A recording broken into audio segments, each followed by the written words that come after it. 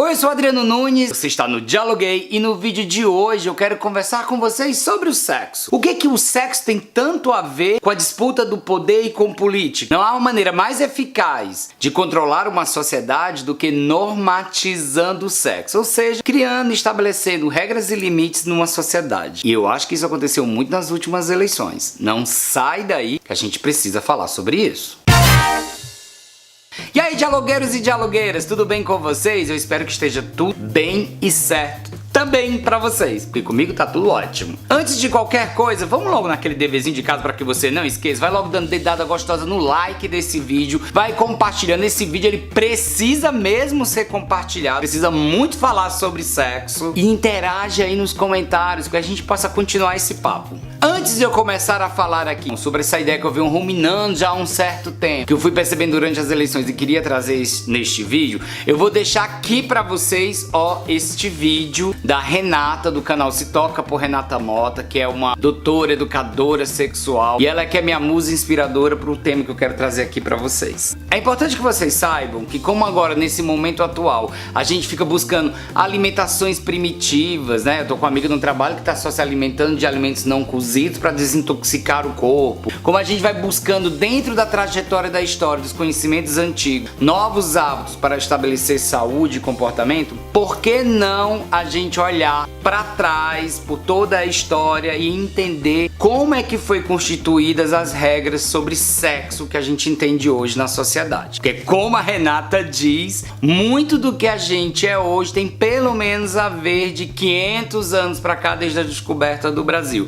Primeiro que a gente vai fazer alguns acordos para a gente poder seguir a linha de raciocínio aqui neste vídeo. Quando a gente fala sobre sexo, a gente não está só considerando o ato sexual em si, a transa. Nós estamos falando sobre relacionamentos. Sejam relacionamentos entre pais e filhas, pais e filhos, mãe e filhos, mãe e filhas, irmão, irmã, irmã com irmão. Enfim, todas as relações que constituem a nossa sociedade têm muito a ver com um acordo e o pacto sobre sexo, como a gente entende ele hoje. E o mais interessante, quando a gente for fazer essa viagem no tempo e começar a contar essa história do sexo, é perceber que ao longo do tempo o homem foi percebendo que um instrumento eficaz e perfeito para que ele pudesse controlar todo um grupo de pessoas, na sua maioria, para poder conquistar territórios, ou seja, conquistar poder, seria criando regras e estabelecendo limites sobre o sexo, ou seja, sobre essas relações. Isso é tão eficaz,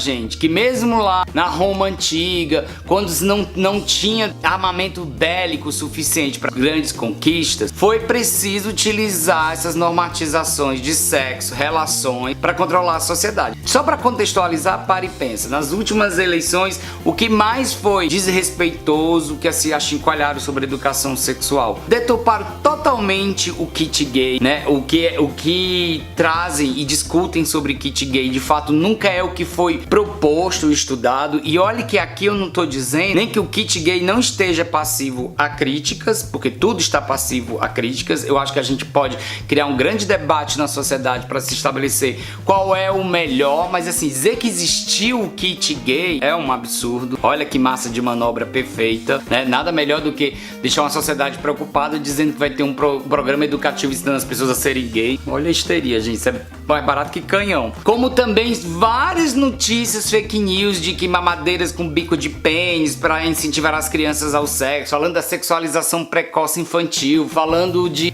doutrinação comunista, trazendo a perversão sexual. Olha como isso se repete milenarmente e como tem uma disputa pelo poder, pelo viés moral da sociedade. Mas, Adriano, você tá ficando louco, você tá jogando, querendo misturar as coisas. Vamos lá contextualizar historicamente para que vocês comecem a botar o pingo nos is sobre isso que eu quero trazer a discussão para vocês. Lá no Egito antigo, uns 4, 5 mil anos atrás, a sociedade no Egito, eles já tinham a ideia de casamento. Já havia lá umas regras sobre casamento na sociedade. O mais interessante é que o papel de gênero homem e mulher eram papéis muito mais igualitários do que é hoje. Ou seja, as mulheres no Egito, elas já viviam de uma maneira que as mulheres de hoje lutam para debater. E aí, para e pensa, o que aconteceu na história da humanidade que lá atrás eles evoluíram e retrocederam para o que a gente é hoje aqui no Brasil? Então, ainda no Egito, por exemplo, o Egito tinha essas relações, como eu já falei para vocês. No Egito foi encontrado um documento chamado Papiro de Turim, que são várias gravuras e documentos que já mostram muitos avanços sexuais da época, onde se deixa muito claro que ele já se falava maneiras de se preservar, onde mostra várias facetas e nuances das relações sexuais. Eles eram muito mais livres em relação aos seus corpos, muito mais empoderados. Então, gravem bem, corpo livre e empoderamento, que naquela sociedade, 4, 5 mil anos atrás, já tinham. No desenrolar desta história, o que foi percebido para que a gente pudesse ter o controle na sociedade? O que foi mais perceptível para controlar a sociedade foi cortar o gozo, o prazer. Porque como as pessoas eram livres e empoderadas e faziam suas experimentações pelo viés do prazer, mas para quem tá disputando poder, não quer pessoas empoderadas, proativas. Olha como isso é atual. O que a internet faz nos últimos 6 anos? Discutir autoconhecimento, discutir teu empoderamento, amor próprio, não é isso? Então, por que a gente tem essa necessidade de conquistar aqui hoje? Porque lá atrás vem cesseando o prazer. Então toda a educação sexual, ela vem para fins de ou reprodução, casamento. Aí olha as regras que foram sendo constituídas como controle da sociedade. Primeiro assim, separando os papéis de homem e mulher. Então a mulher passa a deixar de ter prazer, porque o casamento ele é para fins reprodutivos, a relação sexual é para fins reprodutivos. O homem, ele vem com uma liberdade de explorar de uma maneira falocêntrica, do culto à adoração ao seu próprio pênis, para que ele possa prover, correr atrás, continua nesse direito de explorar os seus desejos. E a mulher é muito castrada, muito voltada para casa e para procriação. Por quê? Para e pensa, por que é importante eu castrar o desejo da mulher? Primeiro que assim, uma informação interessante é saber que um clitóris de uma mulher, ele possui 8.000 feixes nervosos, e a glande de um pênis de um homem, 4.000 feixes nervosos. A mulher tem praticamente o dobro de capacidade de prazer, né? Ela pode ser multi-orgasmática, ela pode passar um ciclo 24 horas tendo o gozo. Então é muito importante que eu castre essa mulher, é muito importante que eu faça com que essa mulher tenha culpa em relação ao prazer dela, porque aí a mulher, em tese, pode assustar os homens e parecer ser mais poderosa, enquanto é só uma questão do organismo, do corpo dela. Então, gente, sexo, ele não precisa ser demonizado. Por mais que a gente não queira falar sobre o assunto, ou que a gente ponha o peso da religião em cima, no controle da monogamia, dos casamentos fechados para a concentração de riquezas, a gente sempre vai estar costurando a relação de poder. Por isso que é tão difícil falar sobre sexo. Por isso que é mais fácil eu colocar na questão da demonização, satanizar o assunto, transformar o assunto de uma maneira imoral. Não se tem como não falar de prevenção, de saúde do seu corpo, de educação sexual, sem passar pela nossa trajetória, nossa viagem do nosso autoconhecimento.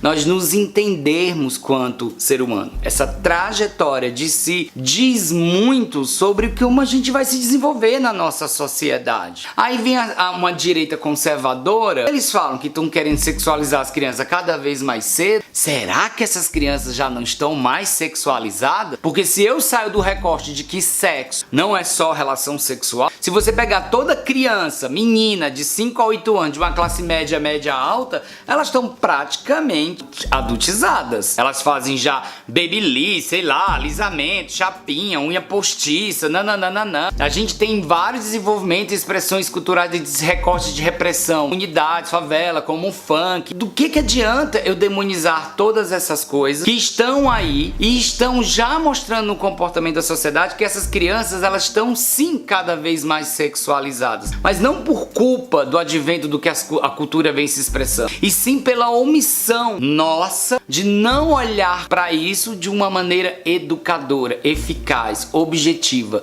começando a desmistificar o que foi satanizado como manobra de poder. Cada vez mais as meninas engravidam mais cedo. Recentemente saiu uma estatística do IBGE como o número de divórcios entre relações heterossexuais aumentaram. Vocês vão ficar chocados com os números de quantidade de mulheres em pesquisas recentes que nunca atingiram o orgasmo, a quantidade de homens que cada vez mais cedo começam a ter distúrbios sexuais, como ejaculação precoce, como também a impotência, o brochar. Discutir gênero vai além da gente falar de homossexualidade, de transgeneridade. A gente tá falando de ser humano, a gente tá falando das nossas relações, e ela é muito mais pertinente também ao modelo heterossexual. Todos esses casamentos, porque hoje quando a gente fala da instituição casamento falida, não é que não é possível mais casar, mas não dá mais pra gente obedecer ao que foi imposto de 500 anos pra cá. É importante que a gente olhe toda a trajetória da história do sexo enquanto sociedade, o que a gente evoluiu, deixou de evoluir, o que foi experimentado, para que a gente tire as nossas próprias lições. Que a gente viu nessas últimas eleições que mais do que eu saber o que eu não quero é saber o que eu quero. E eu deixo uma pergunta pra vocês e comentem aqui embaixo nesse vídeo pra gente começar. Isso aqui vai virar uma playlist só de sexo no canal. Toda vez que você transou porque quis? Quando fizeram essa minha pergunta, imediatamente eu pensei, claro que eu quis, porque eu desejei.